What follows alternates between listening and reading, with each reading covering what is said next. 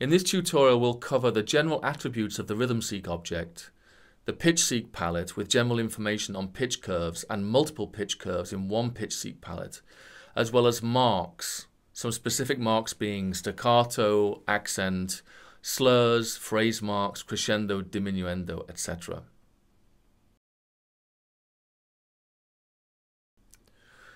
Each rhythm sequence is given a user-defined identifier. This could be a number or a symbol. It's completely up to you what you call it. A rhythm sequence must, however, consist of complete measures, each of these in a list, that is, in parentheses. And a rhythm sequence must have at least one measure, but can have as many number of measures as you wish. Each measure can also have a different time signature. The time signature is indicated with the numerator and denominator enclosed in parentheses at the beginning of the bar. If there is no time signature given in a measure, then it assumes the same time signature as the previous measure. A rhythm sequence can also contain pitch curves and marks. Rhythm-seqs used simultaneously in different players in the rhythm-seq map must have identical time signature structure because they will be vertically aligned. It's not possible to have one player playing a 4/4 time signature bar when another player at the same time is playing a 3/4 bar. So any rhythm sequence that's combined with any other rhythm sequence must have the same metrical structure. Our first example has a rthm-seq palette with one rhythm sequence in it, seq 1.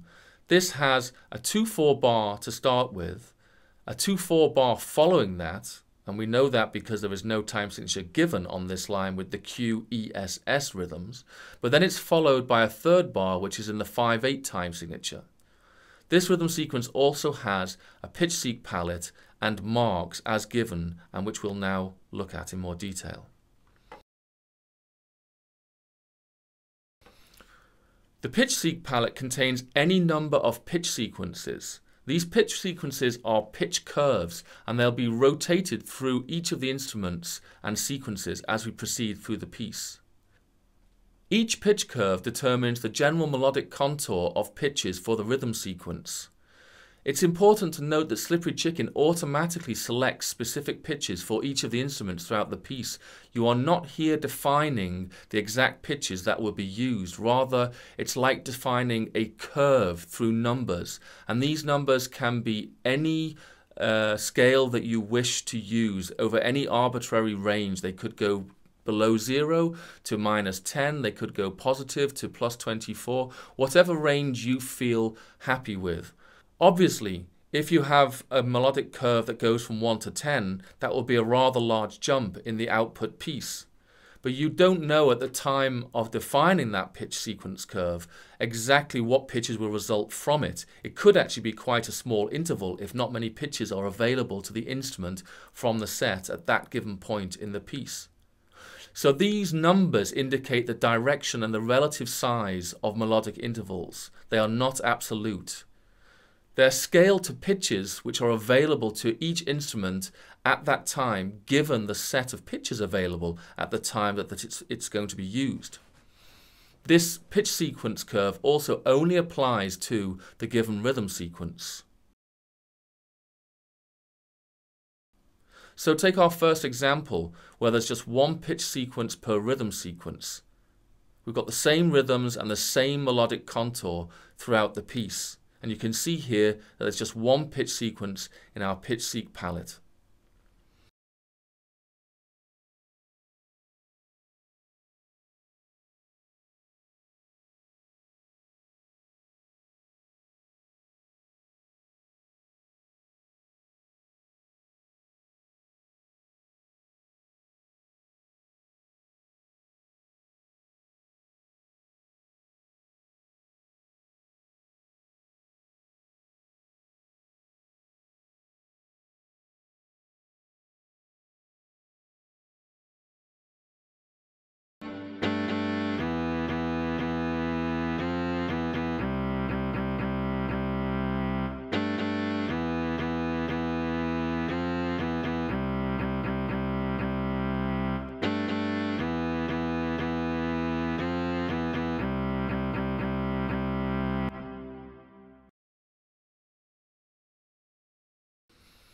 In our next example, we have multiple pitch sequences per rhythm sequence. So we have the same rhythms but different melodic contours. You can see in our pitch-seq palette here that there are 3 melodic curves that will be applied to the notes available to the instrument in the piece.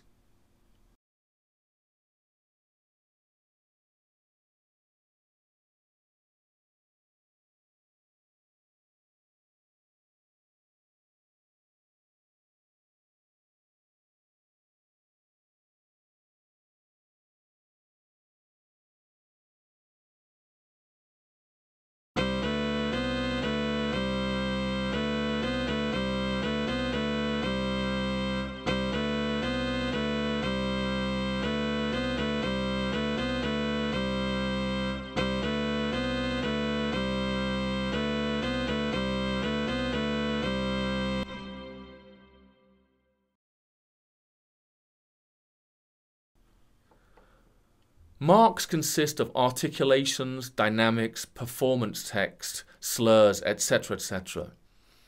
This is a list of mark abbreviations paired with indices of rhythms. These are attached to rhythms, not numbers, in the pitch-seq palette, and 2 tied rhythms count as separate rhythms. With 2 numbers after a non-slur mark, the mark will be added to all the rhythms in the span. With 3 or more numbers after a non-slur mark, they will be added to the specified rhythms, not the rhythms in between.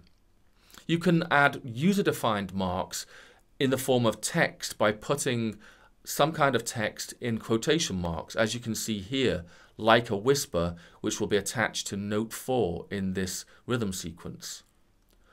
Slurs and phrases can be indicated in one of 2 ways, with 2 numbers indicating the indices of the beginning and ending rhythms, or with the beg slur or end slur, beg phrase or end phrase marks attached to particular notes.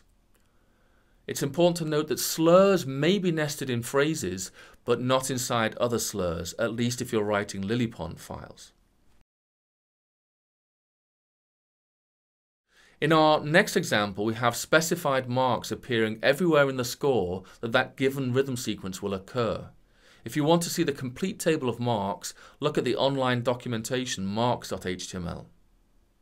If we have a quick look though at our marks for the first rhythm sequence in this rhythm sequence palette, you can see that there's a PPP on the first note, a staccato on the second note, the word dolce will appear on the third note, and there will be a slur from notes 3 to 5. In the second rhythm sequence, we can see a forte attached to the first note, an accent also attached to the first note, the third note, and the fifth note, and there's a crescendo beginning at note 1 and ending at note 5.